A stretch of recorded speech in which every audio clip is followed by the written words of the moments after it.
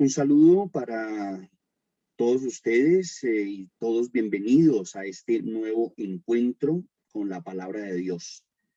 Para este día tenemos este hermoso texto del Evangelio de San Marcos, capítulo 8, versículos 27 al 35. Es un texto que tiene paralelos también en los otros evangelios sinópticos y nos presenta esa hermosa pregunta que nos hace Jesús. ¿Y ustedes quién dicen que soy yo? Les invito para que nos pongamos en una actitud de oración. Pidamos a Dios el don de su Espíritu. Padre Santo, tú nos has regalado tu Espíritu. Ilumínanos con tu luz eterna en esta lectura de tu palabra. Que la luz de tu Espíritu, Señor, ilumine nuestra mente y nuestro corazón, para que podamos discernir siempre tu santa voluntad.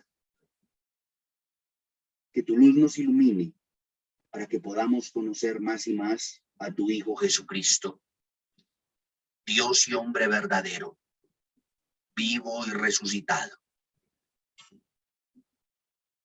Señor Jesús, así como tú te diste a conocer revelándonos tu identidad, así como te manifestaste dándote a conocer como el Señor, como el Dios con nosotros, como el Mesías esperado. De la misma manera, Señor, ayúdanos a conocerte cada vez más, sintiendo y experimentando que tú eres el Dios vivo y verdadero, el prometido y el esperado, que te asumamos como sentido para nuestra vida, porque eres Dios y Señor. Tú das sentido a todo lo que somos, a todo lo que esperamos y buscamos, porque tú eres quien nos planifica, dándonos vida y salvación. Amén. Me parece importante, me parece como un elemento de riqueza en la lección divina, cuando nosotros, que esto quizás yo lo he insistido, ¿no? Nosotros podríamos pensar, pero ¿por qué se hacen tres lecturas del mismo texto? Si ya lo escuchamos una vez, ¿por qué se hacen tres lecturas del mismo texto? La razón es la siguiente. Uno es por la riqueza, vamos a decir, como de las traducciones, porque normalmente pues vemos nosotros que varían algunas palabras. Dos, pero es una manera también de profundizar el texto. Entonces, yo estoy convencido de una cosa. Cuando nosotros leemos el texto bíblico y preparamos la celebración eucarística, cuando vamos a la Eucaristía, como que es más fácil como esa escucha de la palabra de Dios. Estoy convencido también que cuando una persona, voy a la Eucaristía y yo no he leído los textos de la Eucaristía, me va a ser más difícil escuchar la proclamación que se hace de la palabra. Entonces, por eso nosotros en la lección divina, o parte de la metodología de la lección divina, es leer varias veces el texto. En ocasiones, cuando, pues, vamos a decir, cuando las reuniones son presenciales y se hace una lección divina, hay hasta 4 métodos diferentes para leer el mismo texto bíblico en el grupo. Y entonces de esa manera se hace como una profundización del texto. Jesús y sus discípulos se dirigieron a los poblados de Cesarea de Filipo. Por el camino les hizo esta pregunta: ¿quién dice la gente que soy yo? Ellos le contestaron: algunos dicen que eres Juan el Bautista, otros que Elías, y otros que alguno de los profetas. Entonces él les preguntó: ¿y ustedes quién dicen que soy yo? Pedro le respondió: tú eres el Mesías. Y él les ordenó que no se lo dijeran a nadie. Luego se puso a explicarles que era necesario que el Hijo del Hombre padeciera mucho, que fuera rechazado por los ancianos, los sumos sacerdotes y los escribas, que fuera entregado a la muerte y resucitara al tercer día. Todo esto lo dijo con entera claridad. Entonces Pedro se lo llevó aparte y trataba de disuadirlo. Jesús se volvió y mirando a sus discípulos, reprendió a Pedro con estas palabras: apártate de mí, Satanás, porque tú no piensas según Dios, sino según los hombres. Después llamó a la multitud y a sus discípulos y les dijo: el que quiera venir conmigo, que renuncie a sí mismo, que cargue con su cruz y que me siga. Pues el que quiera salvar su vida, la perderá. Pero el que pierda su vida por mí y por el evangelio, la salvará. Es parte de la lección divina resaltar algunos elementos del texto que estamos meditando. Y como siempre, quiero hoy hacer este compartir con ustedes para que podamos así profundizar un poco el texto y los elementos que nos presenta la palabra de Dios. Bien, en primer lugar, Jesús va con sus discípulos y va a camino de Cesarea de Filipo, y mientras caminan vamos a pensar que es algo como informal, algo de mucha amistad. También podríamos pensar, me gusta contemplar como un momento de intimidad de Jesús con sus discípulos. Jesús va a solas con ellos y les preguntó: ¿quién dice la gente que soy yo? Ellos le contestaron: algunos dicen que eres Juan el Bautista, que para ese momento, pues, Juan el Bautista ya había sido decapitado. Recordamos esa historia o esa situación de Juan el Bautista. Otros piensan que eres Elías y otros dicen que eres alguno de los profetas. Vemos aquí que pues las respuestas que aparecen van en toda la línea del profetismo bíblico. Elías, uno de los más grandes profetas en Israel, en el Antiguo Testamento. Juan el Bautista, el último de los profetas, aquel que señaló a Jesús como el Cordero de Dios. Y algunos piensan que es alguno de los profetas. Todas las respuestas van en la línea del profetismo bíblico. Luego Jesús les pregunta: ¿y ustedes quién dicen que soy yo? Esta pregunta me parece a mí que es un eje, es como el corazón de este texto bíblico. ¿Y ustedes quién dicen que soy yo? Es como una pregunta de Jesús al corazón. ¿Y ustedes quién dicen que soy yo? La gente dice muchas cosas, pero ustedes, ¿qué dicen de mí? ¿Quién soy yo para ustedes? ¿Quién dicen que soy yo? Pedro siempre aparece como en esa primera respuesta. Pedro aparece en los evangelios, siempre es como el primero que responde, ¿no? Pedro respondió: tú eres el Mesías. Esta respuesta de Pedro es una confesión de fe. Tú eres el Mesías, tú eres el Salvador. Cada uno de nosotros estamos llamados también a responder al Maestro. Es Jesús quien nos pregunta a cada uno de nosotros: ¿y tú qué dices de mí? ¿Quién soy yo para ti?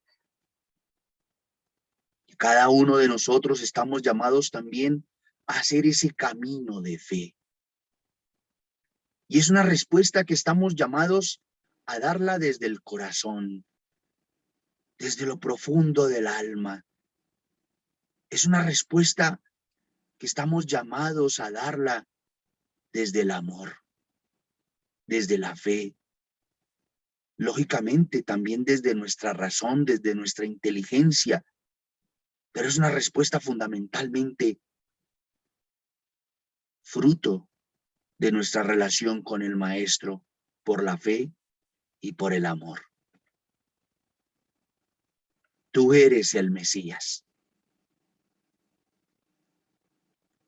Una respuesta que no está llamada a ser una respuesta racional, simplemente una respuesta automática, una respuesta como dar un dato numérico, no. Es una respuesta que brota de un caminar con el Maestro. Jesús les ordenó que no se lo dijeran a nadie.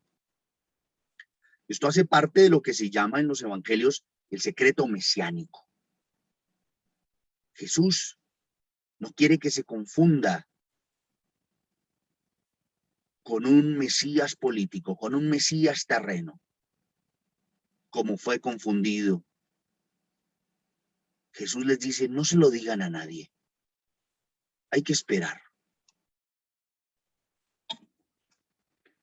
Después de esto, después de esta confesión de fe de Pedro, entonces Jesús les explica que él va a padecer, que va a ser rechazado por las autoridades religiosas, que va a ser entregado a la muerte y que resucitará al tercer día. Hemos de pensar que en este momento los apóstoles no entendían esta última parte de resucitar al tercer día. Y entonces como que les cuestiona, ¿cómo así que vas a padecer? ¿Cómo así que vas a ser entregado a la muerte? Jesús hablaba de esto con entera claridad. ¿Qué hace Pedro? Se lo llevó aparte y trataba de disuadirlo. Jesús se volvió y mirando a sus discípulos, reprendió a Pedro con estas palabras: apártate de mí, Satanás. En algunas otras traducciones aparece la expresión colócate detrás de mí, Satanás, o ponte detrás de mí, Satanás. Jesús como que le dice a Pedro, Pedro, no es adelante mío, es detrás mío como tú me sigues. No vas por delante, vas atrás porque me vas siguiendo. Apártate de mí, como ponte detrás mío. Tú no piensas según Dios, sino según los hombres. Después llamó a la multitud y a sus discípulos y les dijo, el que quiera venir conmigo, que renuncie a sí mismo, que cargue con su cruz y que me siga. Esto me parece a mí fundamental en el seguimiento de nuestro Señor Jesucristo. Jesús dice, el que quiera venir conmigo. Y esto yo pienso que lo hemos olvidado. Muchas veces nosotros somos más amigos de él. Tú tienes que. Es que te tienes que confirmar. Es que tienes que ir a misa. Es que tenemos que ir a misa. Tenemos que. No. Me parece hermoso y clarísimo Jesús en su evangelio. El que quiera venir conmigo. Porque es una llamada en la libertad. Es una opción en la libertad y en el amor. El que quiera venir conmigo, que renuncie a sí mismo, que cargue con su cruz y que me siga. Pues el que quiera salvar su vida, la perderá. Pero el que pierda su vida por mí y por el evangelio, la salvará. Aquí profundizaremos como esta dicotomía en el ser del hombre. El que quiera salvar su vida la perderá. Pero el que pierda su vida por mí y por el evangelio, la salvará. Esa es la hermosa invitación de nuestro Señor Jesucristo. Es una invitación en el amor, en la libertad de los hijos de Dios. El que quiera venir conmigo. Y si alguien pierde su vida por mí y por el evangelio, entonces salvará su vida.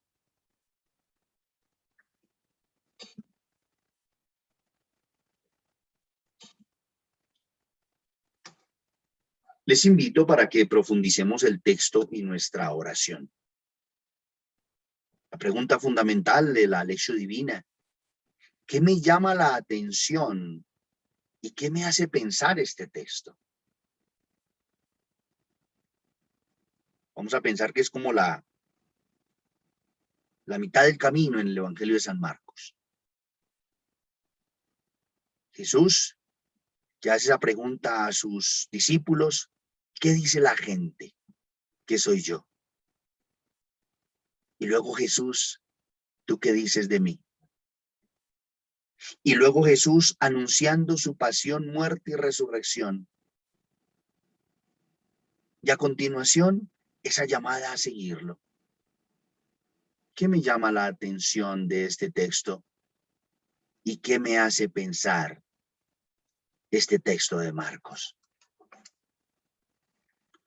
Invito a quienes nos siguen por nuestros videos en YouTube, que en este momento se puede pausar el video para pensar en la segunda pregunta para este texto bíblico.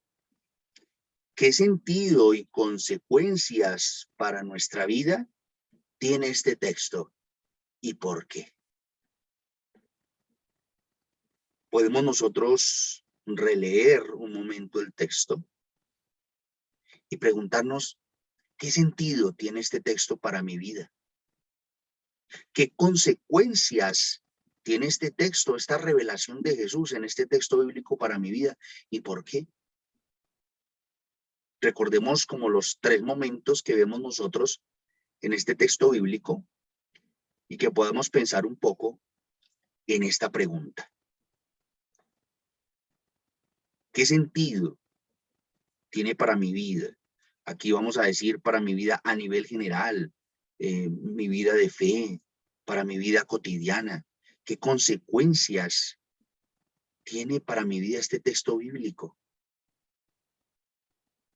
Y aquí también entra esa pregunta: entonces, ¿a qué me siento llamado a partir de este texto bíblico? Jesús que me pregunta: ¿y tú qué dices? ¿Quién soy yo? Jesús que nos indica cuál va a ser su destino final. Va a pasar por el dolor, va a vivir la muerte en cruz, pero al tercer día resucitará.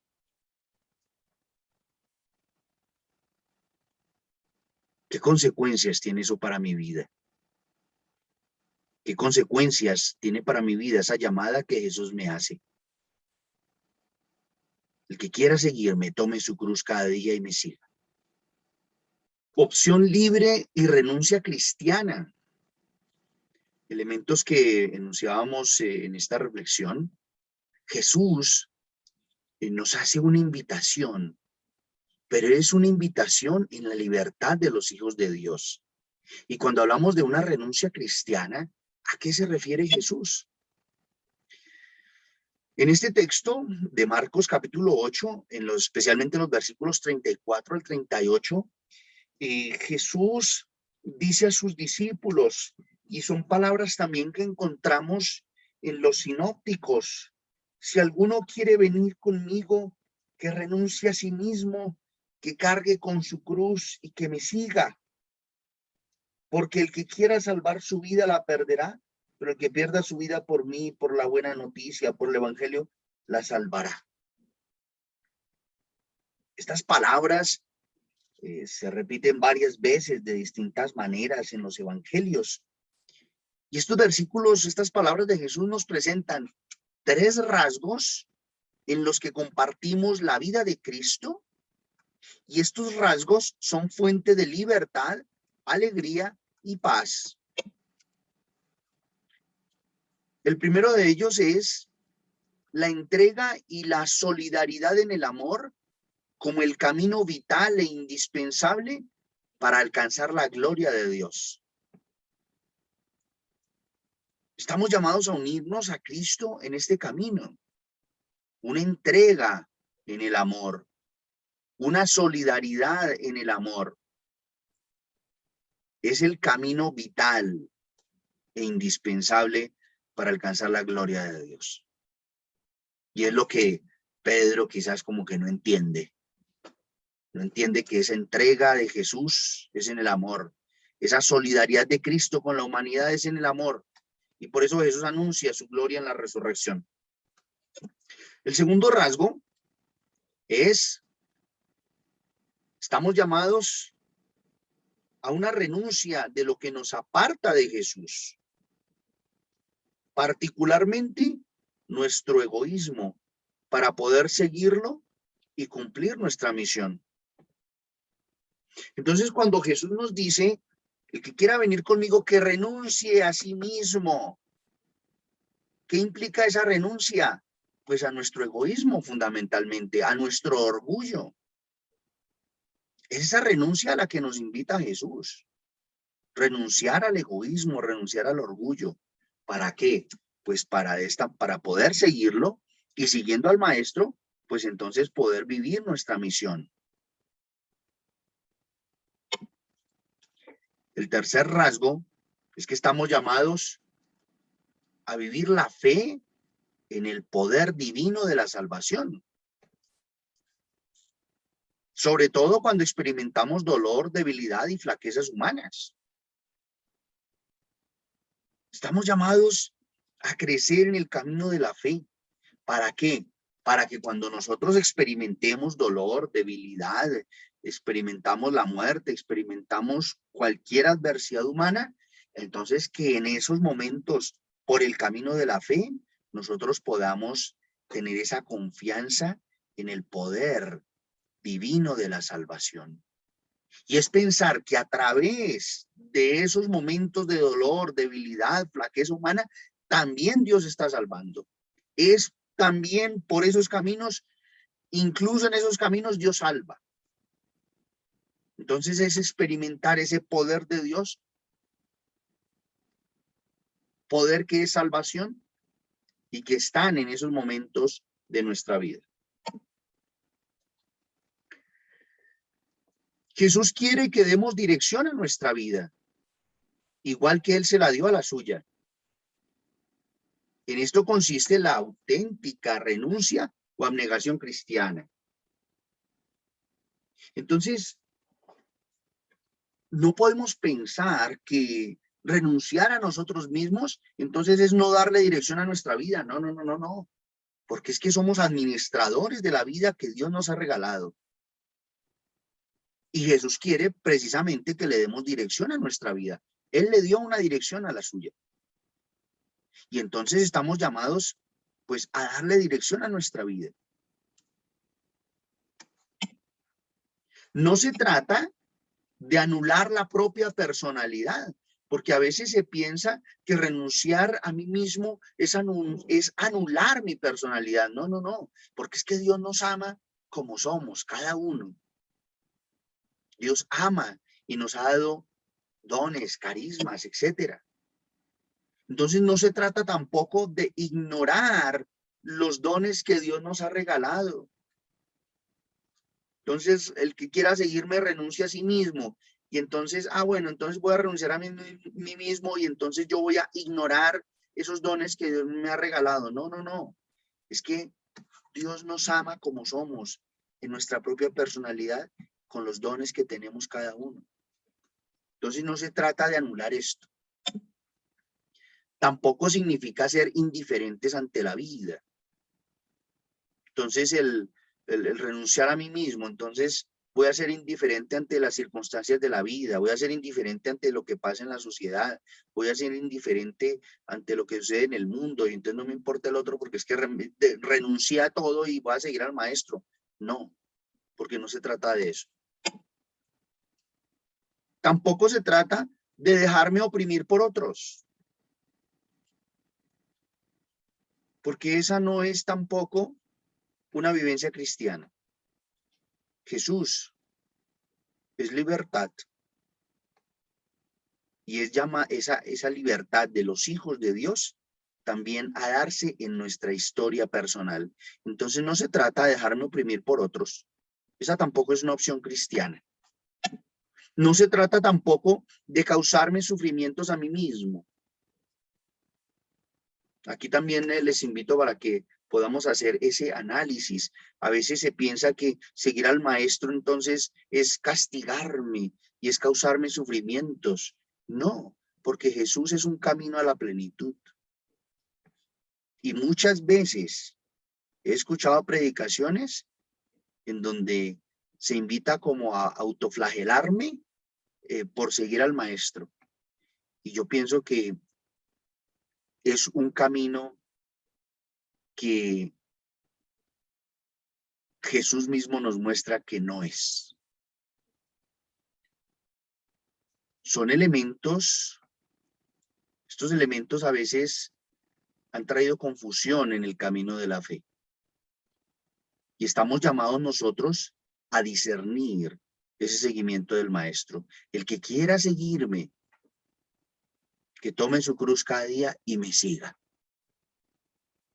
Pero ese tomar la cruz no es ninguno de estos 5 elementos que presentamos aquí. Estamos llamados a amarnos a nosotros mismos en nuestra propia personalidad. Estamos llamados a vivir los dones que Dios nos ha regalado en el servicio a los demás.